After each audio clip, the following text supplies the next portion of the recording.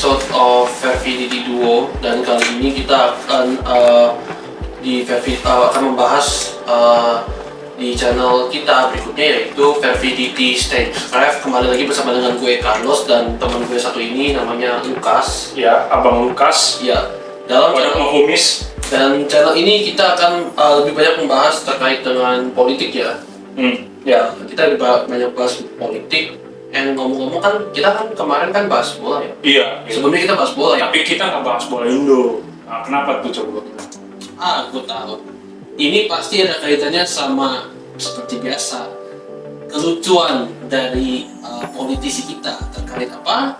Koneksi bola dan politik. Iya. Dan isu yang paling sering digoreng adalah apa? Naturalisasi. Karena mesti minta izin dulu sama DPR. Kalau nggak dikasih izin, nanti nangis ke mama. Waduh, auto sensor nih, kena sensor. Nanti bakal di cancel lagi. Oh iya, di cancel. Oke, ini soal naturalisasi ya. Lagi-lagi masih menjadi pro kontra di kalangan masyarakat kita. Tapi kita ngebahas dulu deh, kan Indonesia masuk ronde ketiga. Oh iya, ya kita bahas dulu deh. Indonesia masuk ke ronde ringan-ringan aja dulu. Oh iya benar. Indonesia masuk ke ronde ketiga. Ini sih menurut gue ya. Ya kita jujur aja ya. Lu segrup sama Australia, Jepang, Bahrain, Tiongkok. Habis itu pagi ya itu ya. Jepang, Australia, Bahrain, Tiongkok, Saudi. Oh iya, Saudi Arabia. Thank you. Masih. Ya, Saudi Arabia. Ini sih jujur aja ya, kalau gue secara pribadi jujur ya, ini sih berat ya. Jangan berekspektasi Dan tinggi. ya untuk gue sih, kalau Indonesia bisa lolos ya syukur ya, kalau enggak ya syukur. Iya. Memang untuk gue sih ini sudah bagus lah, kita we have come this far gitu kan, bisa ke kualifikasi berikutnya. Iya. Nah, ngomong-ngomong bola Indonesia nih, kalau misalnya Indonesia lolos ke Piala Dunia 2026, masih ada yang nyinyir naturalisasi dan lain sebagainya. Gimana ya? Gue sebenarnya nggak mau jelek-jelekin negara sendiri ya. Cuma gue merasa aneh gitu. Lo punya pemain yang punya darah Indonesia, kira mungkin dia kelihatannya kayak orang kulit putih, ya, which is bule gitu kan. Terus dia pemainnya kebanyakan dari Belanda ya karena faktor historis gitu loh. Ya kita dijajah di Belanda gitu loh. Cuman kan yang penting kan dalam olahraga itu kan siapa yang bisa mengharumkan nama bangsa kita lebih baik gitu loh. Kita nyarinya yang terbaik dan disumbangkan demi kejayaan nama bangsa merah putih gitu. Kenapa malah kita nggak bilang ngebahasnya kayak ini kurang Indonesia, naturalisasi merusak Liga 1, local pride, bla bla bla bla. Dan Bung Toel sendiri yang menurut gua sangat benci statement dia itu. Gue juga benci sih. Iya. Gue rasa semua orang Indonesia benci dia deh. Iya. Dia tuh bilang local pride ini sampah lah, toksik lah terhadap terhadap Bugono beginilah, toksik terhadap local pride lah, naturalisasi itu bisa menghambat progres Liga 1 dan lain. Menurutku kontraproduktif dengan kebutuhan Indonesia untuk mencetak namanya dan masuk Piala Dunia gitu loh.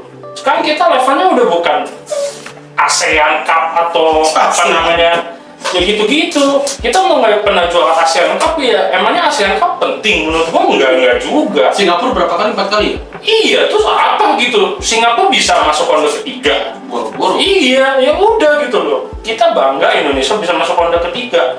Ini caranya kita menunjukkan support kita, dukungan kita terhadap bangsa kita yang kita cintai gitu loh. Bukan kita malah seperti politikus misalnya politikus dari PDIP. Siapa namanya? Putra Nababan? Iya, yang mantan jurnalis Metro TV ya.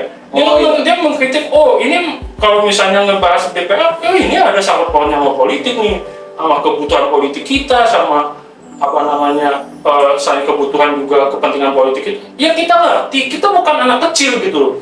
Cuman, lu lebih pentingin partai atau prestasi negara atau kepentingan bangsa gitu. Iya.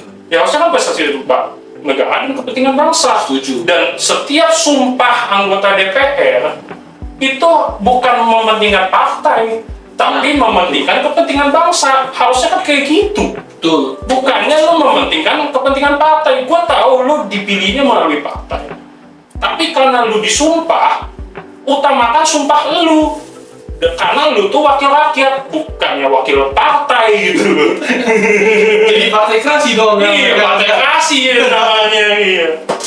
Dan lama-lama ngomong-ngomong soal naturalisasi, nah kan kayak nih, lu kan fans Jerman. Ini kayak ada kemiripan sama kasusnya Jerman nih. Coba lu ceritain. Sebenarnya sih nggak mirip ya, tapi memang gue baru baca yang untuk gue agak mengejutkan bahwa waktu Juni beberapa minggu sebelum pembukaan Euro ada survei yang mengklaim bahwa 20% dari orang Jerman itu pengen orang Jerman asli sebagai itu lebih banyak pemain orang Jerman asli lah di timnas Jerman sendiri gitu. Ini juga menunjukkan memang di Eropa sendiri juga udah mulai politik sayap kanan juga ya. Iya.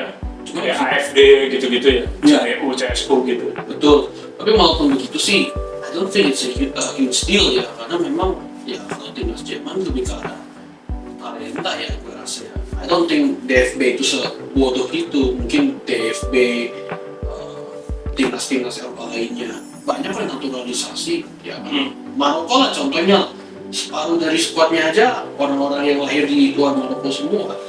Kroasia juga ada yang lahirnya itu bukan di Kroasia gitu kan. Dan Spanyol contoh siapa Lamine Yamal, terus habis itu siapa lagi Nico Williams.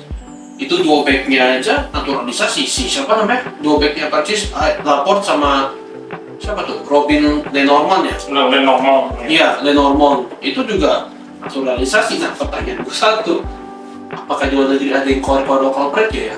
Salah gue. Tapi yang gue dengar kan zaman itu yang ada kasusnya 21% itu ya? Iya, tapi itu mostly right wing sih, merasa. 21% yang menginginkan lebih banyak kulit putih ya? Iya, Tapi menurut gue kan tadi lu sempat bahas kan bahwa ini ada sangkut pautnya sama partai kanan kayak AfD, CDU, CSU. Tapi menurut gue pribadi ini ada persamaannya nih sama partai tertentu nih. Kayaknya lu tahu nih yang gue maksud. Oh, RB Leipzig ya? Nah, siapa tuh? PDIP alias Banteng. Banteng. Gue bingungnya gini ya. Kan ini, tolong dipikirkan guys. PDIP itu menurut ini perkataan Mas Hasto Kristianto, Sekjen PDIP, bahwa PDIP ini adalah partai kiri yang mengedepankan ide-ide progresif. Nah, kalau misalnya mengedepankan ide-ide progresif, kenapa menurut gua trennya dari 2023 itu mengedepankan suara-suara hijau atau yang obviously suara-suara kanan gitu loh.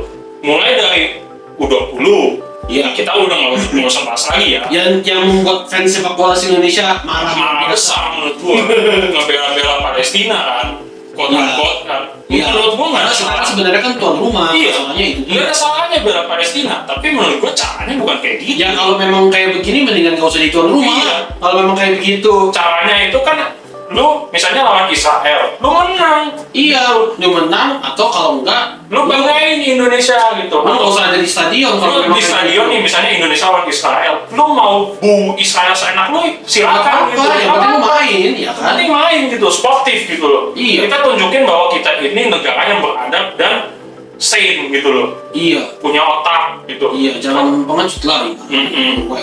Pakai walkout segala. Jadi menurut gua dalam konteks politik ya, menurut gua ini menunjukkan adanya shifting gitu loh, bahwa katanya ini PDIP ini adalah partai yang kiri yang mengedepankan ide-ide progresif, tapi malah berlayarnya seperti partai kanan gitu loh. Local pride kan artinya kan lu lebih mengedepankan orang asli, orang Iya, yang asli. itu menurut gua kanan Iya. banget sih. Iya, itu kanan banget. Tapi menurut lu secara ideologis adanya shifting ini nih kenapa dan mengapa? Kalau di Eropa Barat ya, kalau di Eropa Kenapa mengapa sama ya? kalau di Eropa itu karena ini sih, Iya. mostly karena pertama imigran, obviously, karena udah mulai makin banyak sentimen imigran.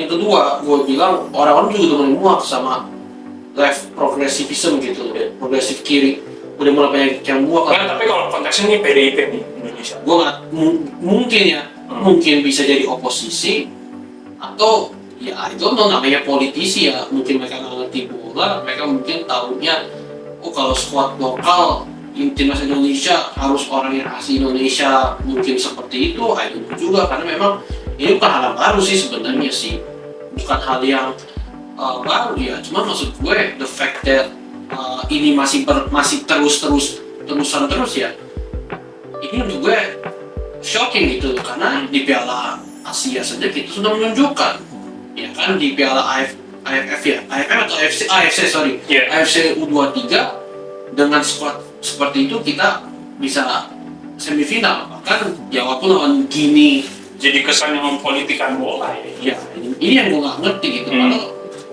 what else gitu kan, gue udah saatnya timnas kita tuh maju dan harusnya kita berubah dari mindset ini sih.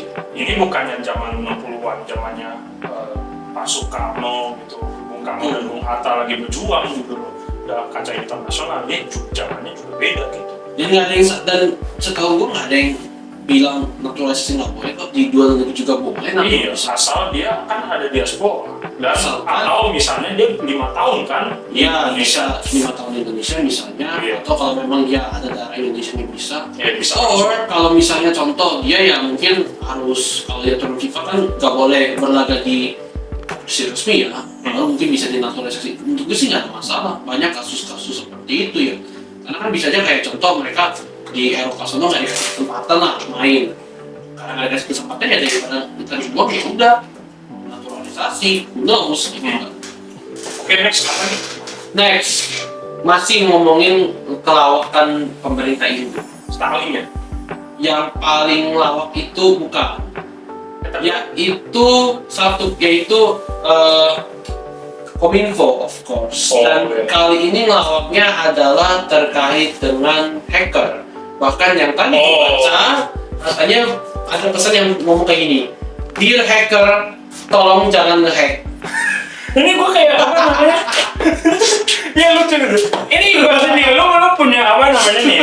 Lu sistem lu dibobol karena emang lu nya kalah saing gitu, emang sistem lu bapuk. Terus lu ibaratnya nih kayak apa namanya? Tolong dong, jangan hack saya gitu. Ya ekspektasinya ya, emang hacker pasti bakal di-hack lah gitu, masa begini? Ini ibaratnya kayak bersumut-sumut gitu, jangan di-hack dong. Terus yang gue dengar juga nggak ada backup kan? Iya, nggak ada backup. Kalau nggak salah nggak ada backup deh. 2% doang katanya di backup. Iya, betul banget. Katanya gue udah masih gue ini negara Wakanda nge-backup data, tapi cuma 2% doang. Tapi nggak punya kemampuan kemampuan BSSN yang optimal gitu loh. Dan bahkan yang lucunya pas Komisi 1 DPR, iya emang BSSN sama Menkominfo di hosting kan, benar-benar di hosting habis-habisan gitu. Sama netizen juga, sama kita. Iya, ini pembodohan rakyat, ini eksekusinya gagal, kok bisa terjadi datanya nggak di. Tapi di saat yang sama, gua nonton Komisi 1 DPR-nya mengakui bahwa secara undang-undang mereka harusnya membuat undang-undang BSSN yang lebih baik. Berarti kan ada bukan hanya kesalahan secara eksekutif dong. Iya. Legislatif juga ada masalah berarti. Iya, berarti kan intinya DPR-nya ada masalah juga gitu. Tuh. Sekarang pertanyaannya, oke, eksekutif which is kabinet, menteri, presiden sama menteri itu apa namanya? Bertanggung jawabnya sama legislatif. Nah, terus legislatif bertanggung jawabnya sama siapa?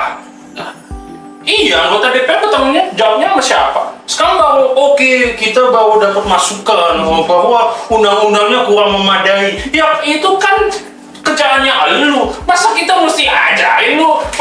Ini komisi 1 DPR, tolong ya, harusnya kerjanya begini ya.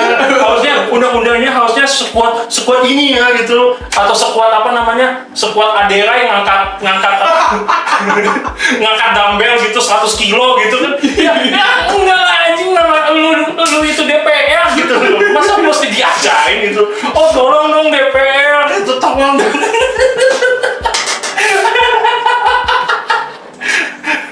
Ini lama-lama podcast episode ini jadi hosting DPR sih, kata gua sama hosting Menkominfo. Emang dua-duanya nggak benar gitu loh. Itu yang lebih lucu lagi, ada wacana mau ngeblokir, ya walaupun dianulir ya, tapi kan masalahnya you udah berstatement bahwa you mau ngeblokir X or Twitter sama Telegram.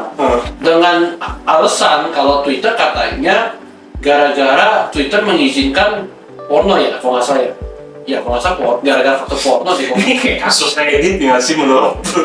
Ya, itu sih nggak masuk akal ya. Iya. Kalau memang alasannya kayak gitu, ya kenapa nggak lu ngeblokir akun yang bersangkutan aja kalau menurut gua kan? Kenapa sampai app-nya harus diblokir kayak Reddit gitu kan? Karena kan masalahnya itu tergantung orangnya kalau menurut gua. Gini ya menurut gue ya, ini kamera di sini, gini loh Menkominfo, daripada lu bikin apa namanya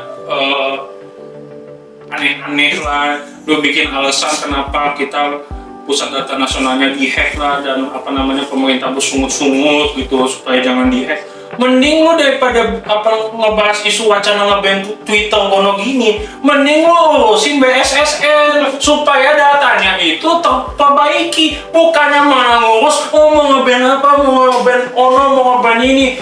Anggapnya kayak misalnya kalau situsnya bermasalah, yang bermasalah itu pasti situsnya. Lah emang penggunanya nggak bermasalah gitu. Kan yang ngesebarin video porno itu kan pengguna. Masalah Twitter apa, salahnya Elon Musk apa gitu loh. Kenapa malah ngurusnya hal-hal yang menurut gua nggak ada hubungannya, satu, kedua nggak bermanfaat gitu loh, dan nggak berbobot juga kan? Iya, setuju. Malah ngurusnya apa namanya, kita mau nge-ban X nih, mau nge-ban ono gini gitu.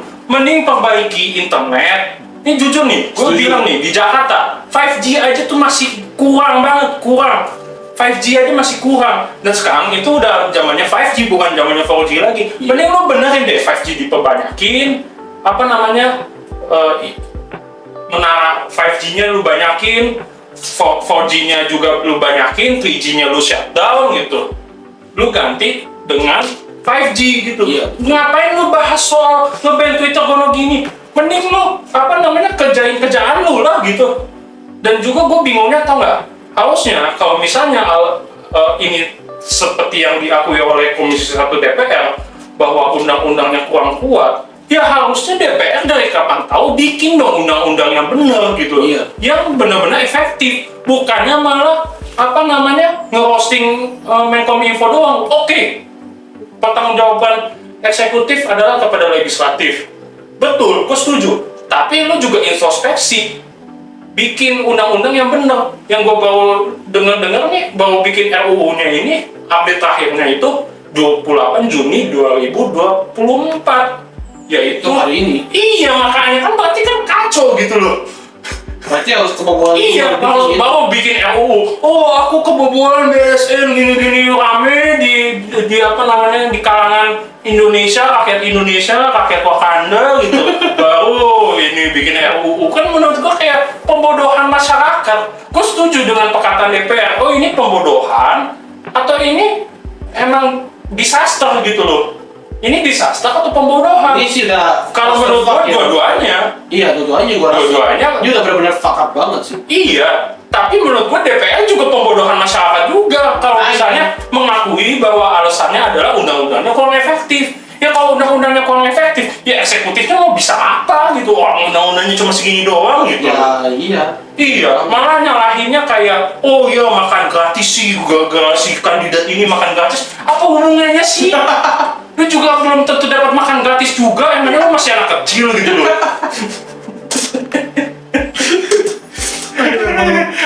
Lucu. Emang ngawak ya negara ini. Terus Oke, ngebahas Starlink dikit. habis itu Starlink ya. Iya. Yang apa tuh yang terkait? Ya Elon Musk kan Starlink. Iya, Starlink katanya nggak jadi ke Indonesia ya? Sebenarnya. Jadi. Oh, jadi. Cuman yang kasus Luhut itu. Oh iya. Luhut statementnya apa, lu ingat ya? Gue lupa ya, dulu apa tuh yang dia bilang Kalau nggak takut saing kalau ya. nggak takut saing kenapa lu minta ini buat out gitu kan? Kalau Starlink itu bagus karena kalian takut saing. Ya bener. Ya iyalah, ya no shit lah, maksud gue kayak Sama ini lu ngapain anjing gitu loh. emangnya orang nggak ada yang tahu Starlink di dunia ini? Iya, lu kan harusnya kan apa namanya kalau lu memang kalah saing, perbaiki kualitas lu. Toh, di negeri Wakanda gitu. Apa? Ini masalahnya Wakanda KW. Wakanda asli mah teknologinya nggak bakal sekacau ini.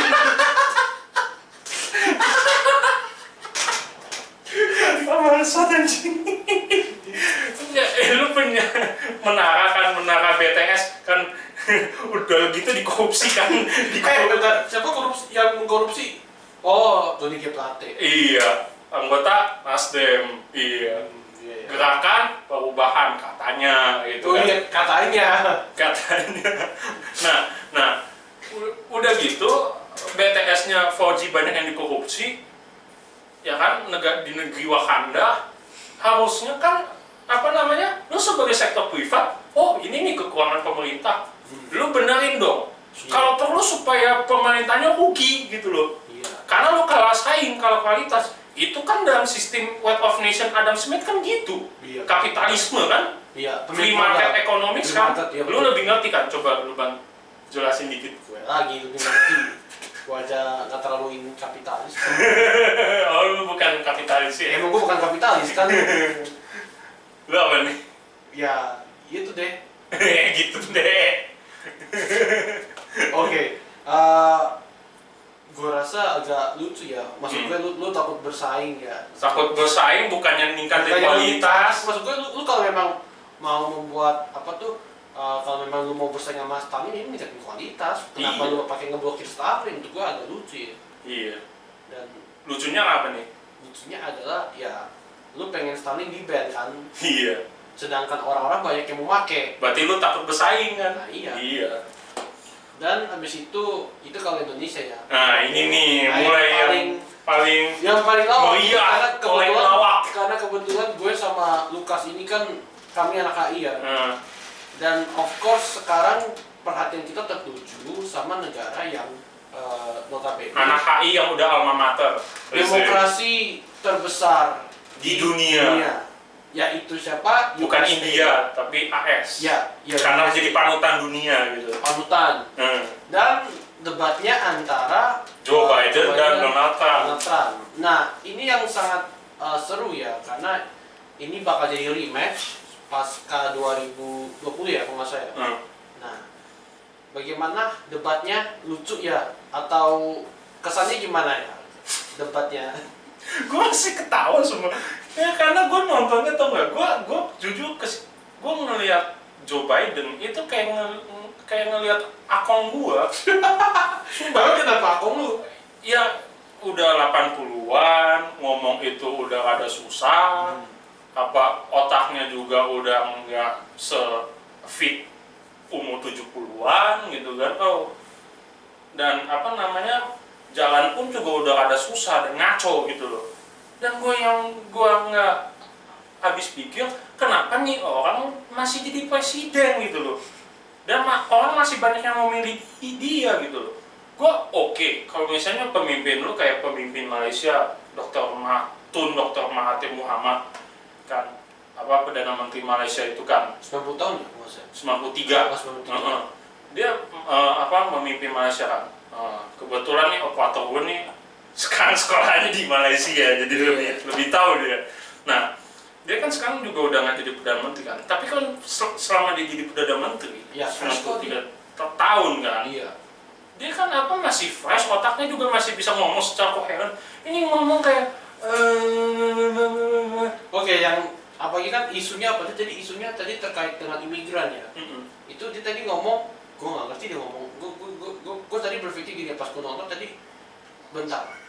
Nih. Ini yang mana nih, Pak? Apa nih? Ini nih menurut gue nih salah satu contoh Biden itu udah mulai gibris ngaco. Oke, mari kita mendengarkan kita dengerin ya. statement dari Joe Biden.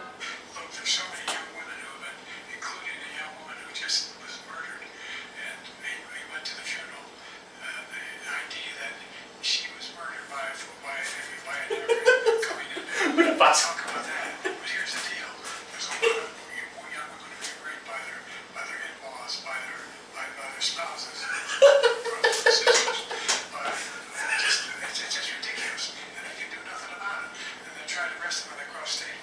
Ngomong apa sih? Ya. Ngomong apa sih? Bentar. Ini topiknya tentang imigran. Iya. Border kan. Dia ngomong Women ada across seorang America are being raped.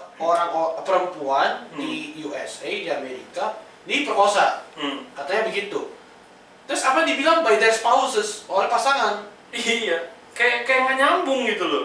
Bentar, gua mau ngeproses dulu ya. ini kita ngebahas soal perbatasan.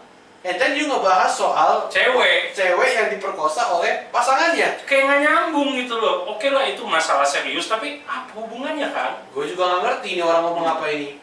Oke deh, reaksi lu dulu deh debatnya gitu. Mungkin reaksi gue kayak Donald Trump ya. I don't know what he say. Dan gue juga berpikir kayak, Bentar, gue lagi nyari videonya. apa ya gue bilangnya? Gue ngelihatnya ini debat atau Dagelan. Karena kalau kayak debat Indonesia ya, kan harusnya kalau debat kayak debat kita kan setiap capres kan ada punya kesempatan untuk berbicara. Ya, Dan diatur KPU juga ya. ya diatur KPU dan ya Terus ngambil dari apa sih namanya? dari undian, Bola-bola gitu ya. undian gitu. Bola Dan undian laki draw dan itulah. memang dan argumennya jelas. Dan itu dibikinnya oleh dosen sama ahli-ahli dalam bidangnya. Akademisi berarti elit manusia penduduk yang elit dong. Iya. Berarti pertanyaannya juga elitis banget gitu kan? Iya, betul banget. Heeh. Dan kalau argumen ya, even kalaupun nggak nyambung, tetapi masih ada, gue masih bisa mendengar gitu loh. Oke, dia ngomongnya begini-begini. Tapi menurut gue kekurangan KPU ya, debat presiden Indonesia satu kurang serunya nggak ada produk jurnalisme menurut gue. Kalau lu bandingin debat US sama di Indonesia, ada produk jurnalismenya walaupun menurut gue kacau gitu kan. Contohnya kayak gimana coba kalau menurut? Iya, misalnya nih, si Donald Trump kan banyak kali dia nggak jawab straight to the point. Iya. Dikejar terus sama jurnalisnya, lu tolong dong ngomongin gini gitu. Kalau lu lihat debat-debat sebelumnya bahkan lebih intensif lagi. Iya. Bukannya begini, bukannya gini. Ini kan produk jurnalisme. Iya. Sebagai moderator, apa nih kemampuan jurnalisme lu? Kalau KPU ini manggil moderator, jurnalis-jurnalis ternama, tapi menurut gua nggak ada gunanya karena produk jurnalismenya itu nggak ada. Paling cuma mohon tenang, waktu habis. Iya, gua juga lihat cuma nggak ada ininya, nggak ada produk jurnalismenya. Kayak apa tuh, kayak kalau di kita kan itu cuma oke, dipersilakan misalnya paslon 1, kemudian habis itu komentarnya bla bla bla. Habis itu kayak komentator aja gitu komentar. Gue bingung ini moderator atau komentator sih. Oke, habis itu kan isu berikutnya apa terkait dengan Biden? Iya, nih. Ini yang menurut gua bahkan nggak ngerti ini. Nih, tolong mari kita simak video dari statement Biden berikut ini. Iya.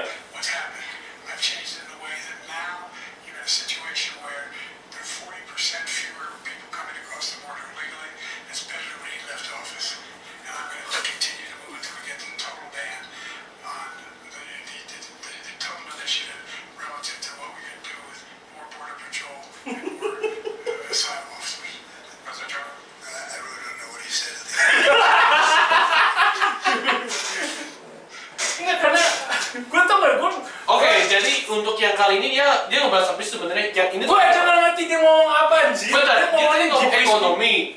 And then kemudian dibahas border patrol. Nggak, tadi memang konteksnya lagi ngomong border patrol. Oh, masih ngomong border patrol. Tapi dia ngejawab pertanyaannya tuh kayak gitu, kayak zombie gitu. Sampai Donald Trump kayak I don't understand what you're talking about ini. Udah lah. Nah, gue tadi kan nonton live gitu kan. Gue nonton live kayak, lu ngomong apaan sih gitu, kayak gue nggak ngerti lu ngomong apa gitu kayak dan yang gue nggak ngerti orang Amerika masih pengen Joe Biden jadi presiden hanya karena Donald Trump itu di Twitter itu gue akui Donald Trump kalau di Twitter itu kayak egomaniac dan dia juga memang orangnya nggak bisa kontrol, tapi ya lebih mending daripada inilah apa imagine Joe Biden lah anjing. You punya presiden di acara internasional waktu G7 ya. Iya. Lu orang lagi ngeliat atraksi kalau nggak salah gue lupa ya atraksi terjun payung. Lu bukan yang ngeliat, lu malah ngeliat ke sono. Iya, mana misalnya nih contoh nih gua Joe Biden nih. Biden nih, ini atraksinya di sini nih. Atraksinya di sini. Nih. Dia kayak kayak ngaco gitu kan, kayak gue bayangin tuh Perdana Menteri Italinya di Giorgia Meloni namanya kayak sampai mesti diginiin, mesti ditegor gitu, diginiin. Sampai lucu, gue sampai kesian sama protokol diplomatiknya sih. Gue sih kasihan Gue sama kesian sih orang gitu. Amerika ya, yang I don't know ya, orang Amerika patriotik. I mean, gue berpikir ini presiden lu gitu kan. Embarrassment for the country menurut gue asli. Karena gue jujur kesian gitu loh. Maksud gue udah lah, lu udah oke, lu udah pernah menaklukkan Donald Trump sekali, ya udah saatnya lu pensiun, lu kasih Nikmati apa tuh, lu mendingan nikmati segudang penuh es krim kalau mau. iya min coko chip coko chip. Iya, jadi seakan-akan gue sih sebenarnya simpati jujur sama Biden, gue simpati jujur, tapi menurut gue kenapa lu masih pengen karena ego lu pengen mengalahkan Donald Trump, kenapa lu masih pengen berjuang? Dan ini catatannya ya guys, Joe Biden dia yang minta debat ini dilaksanakan. Dia boleh aja nggak mau debat sama Trump, itu terserah dia. Tapi kali ini dia minta debat ini dilaksanakan supaya dia bisa mengalahkan Donald Trump di opinion polls kan, supaya dia bisa mengalahkan opini publik. Tapi ketika kita lihat debat yang terjadi tadi pagi, menurut gua dia makin jatuh gitu loh. Dia makin jatuh, orang jadi makin antipati. Bahkan ada yang gua tadi kita di ini ya CNN ya tadi. 45-55 kan, ya. Siapa yang bakal menang debat ya? Dan memang tadi dibilang bahwa Bapak tuh. mungkin kan kita tahu CNN kan anti kontra Trump ya. Iya, di sisi lain yang menarik adalah dia juga bilang tadi anchornya bahwa even Biden pun nggak bisa mengcounter argumennya Trump. Iya. Ya, maksud gue gimana lu mau mengcounter argumen Trump kalau model lu kayak orang gerapasan gitu. Iya, dan kayak kayak aki-aki gitu loh. Lu tau kan aki-aki yang jualan somai di deket komplek nih, yang udah 80-an, yang ngomong aja udah susah gitu. Tapi tiba-tiba, oh gue pengen jadi presiden, gue harus kalahkan Donald Trump, kita harus kalahkan Donald Trump. Ekonomi, border security, abortion. Ini kayak udahlah gitu, menyerah aja gitu. Gue jujur kesian, gue kesian sama Biden, kesian. Dan Donald Trump, gue kalau jadi Donald Trump ya gue ketawa lu, gue sumpah, gue kalau jadi Donald Trump, gue ketawa di depan muka Biden, sumpah, karena emang lawak gitu.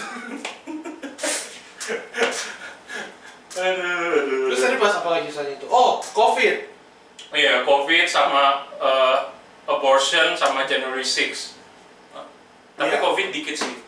COVID di Oh, Ukraine sama Afghanistan. Oh iya. Ini lebih menarik. Ini lebih menarik karena kalau kita lihat baik Trump memang dia dari awal udah, gue ngeliatnya gini ya, Trump itu sebenarnya emang dia dia kan emang isolasionis ya memang ya. Dan memang kalau gue perhatiin kalau Donald Trump Realis juga ya menurut gue. dia realis juga sih menurut gue. Neorealis atau realis menurut gue?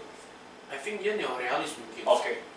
Tapi gue rasa kalau Trump ya, dia kan memang kenapa dia nggak mau Ukraina menurut gue, karena memang dia tahu bahwa lawannya Rusia, dan dia juga tahu bahwa AS itu juga lagi butuh lebih prioritaskan Israel, gue rasa. Karena kan Republikan kan memang hawkish banget kalau udah. Tapi menurut gue juga Putin juga nggak bakal berani nyerang Ukraina kalau masih ada Trump sih. Mungkin iya, tapi tergantung sih sebenarnya sih. Karena gini, kalau kita lihat pidatonya Putin sejak 24 Februari 2022, sebenarnya kan tujuannya jelas. Dia akan berhenti if, yang pertama, kalau kita lihat dealnya ya, Donbas jadi milik Rusia, Ukraina harus melepaskan Donbas, and then kemudian habis itu Ukraina harus masuk, gak boleh masuk NATO. Ini yang juga diulangi di deal yang baru-baru ini. Bahkan di deal yang baru-baru ini, dia minta Ukraina untuk melepaskan Zaporizhia dan Kherson. Plus Crimea juga sama Donbas, which is fail. Gak bakal mungkin bisa, karena gak bakal mungkin they want to lose their territory. Second, memang opini publik AS soal Ukraina memang menurun, tapi masih bukan menurun dalam arti anjlok banget, tapi memang udah mulai berkurang.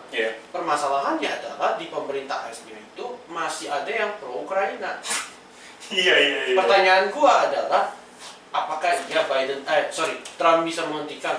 Mungkin mungkin iya mungkin tidak, mungkin iya karena dia mungkin berani, mungkin tidak karena ya even Republikan pun masih ada yang pro Ukraina juga. Gue tambah sedikit ya, kenapa tadi gue ketawa? Soalnya gue juga ngerasa kayak satu-satunya hal yang bisa menyatukan Demokrat sama Republikan sekarang, ya kalau nggak Ukraina ya Israel. Ya Israel juga enggak. Oh iya juga Bagian ya. The Squad juga yang kiri banget juga nggak setuju sama treatmentnya Israel terhadap orang Palestina. Tapi Ukraina sama Cina. Oh iya. Iya kan? Gue iya bener banget. Karena agak menarik ketika Biden jadi presiden, awalnya orang mikir, oh Biden bakal kayak Obama lah, ini ke Tiongkok. Sekarang malah berbeda, lebih hawkish juga. Tapi menurut lu nih, karena waktu kita kan udah mau selesai nih, Afghanistan ini gimana nih menurut lu nih? Ya, Yang debat mengenai Afghanistan tadi. ya intinya adalah Afghanistan itu is a massive failure ya kalau menurut gue ya. Failure karena memang you ngalahin Taliban di awal-awal. And then you invest di negara itu. Dan masalahnya adalah negara yang lu invest di situ pemerintahnya korup, angkatan bersenjata juga jelek, aparatnya juga bapuk, and then you harus berurusan dengan fakta bahwa Afghanistan itu geografisnya juga ada wilayah pegunungan, banyak terowongan di situ. Ya Taliban ini kan nggak bisa diremehkan, mereka ini kan experts in guerrilla warfare gitu kan. Jadi menurut gue ini sudah a massive failure, sama kasusnya kayak di Irak, ya kan, dimana awal-awal berhasil, you gulingkan Saddam, and then demokrasi bla bla etc.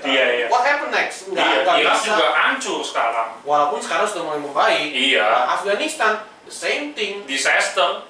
Epic disaster. Dan 16 Agustus 2021 menurut gua jauh lebih parah daripada Saigon ya. Walaupun Joe Biden sendiri pengen menepikan isu itu, tapi gue udah pasti menduga ya Donald Trump pasti ngebahas soal Afghanistan karena emang sangat memalukan. Karena memang kalau jadi foreign policy expert gitu untuk ngomong bahwa oh ini Afghanistan memalukan, kita bisa lihat dari foto-foto di tamak, di hangar, dan di airportnya Kabul ya. Ya, dan yang paling viral apa tuh?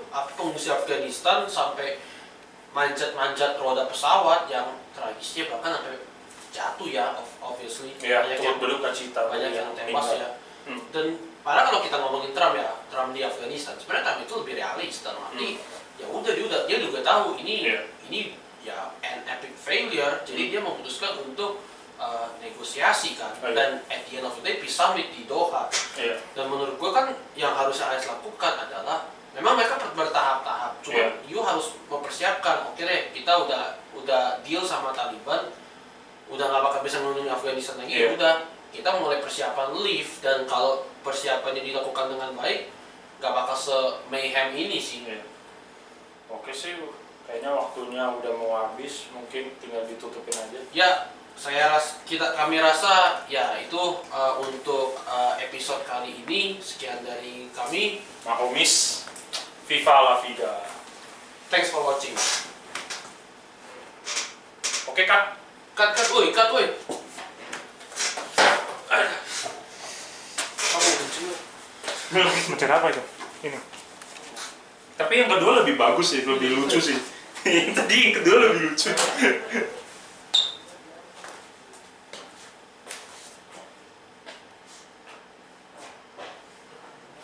Hah?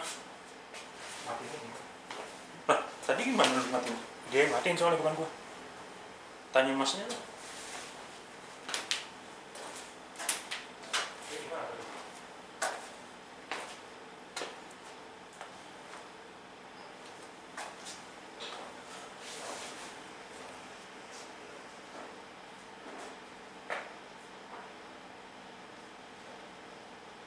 Ini gimana ya?